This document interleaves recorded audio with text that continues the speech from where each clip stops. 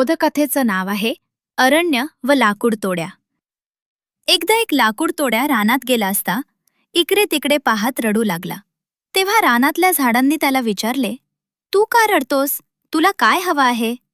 तो म्हणाला, माझ्या कुऱ्हाडीला दांडा नाही, त्यासाठी लाकडाचा एक लहानसा तुकडा मला द्याल तर बरं होईल. ते ऐकून झाडांना त्याची दया आली व त्याला चिंचेच्या चिवट लाकडाचा एक तुकडा दिला. लाकूड तोड्याने तो आपल्या कुऱ्हाडीला घातला व सगळी झाडे तोडण्याचा सपाटा लावला. तेव्हा एक झाड इतर झाडांना म्हणाले, मित्र हो, आपण आपल्याच हाताने आपला नाश करून घेतला आहे.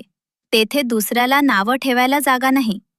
तात्पर्य: शत्रूची कीव करून त्याला साहित्य पुरविले तर शेवटी पश्चात्ताप करण्याची वेळ येते. शत्रूवरही उपकार करण्यात, त्याच्या चुकांबद्दल क्षमा करण्यात मोठेपणा आहे, हे जरी खरे असले तरी ज्यामुळे आपला शत्रू बलवान होऊन आपल्यालाच उपद्रव देऊ शकेल अशा प्रकारचे साह्य त्याला देणे हा मूर्खपणा होय.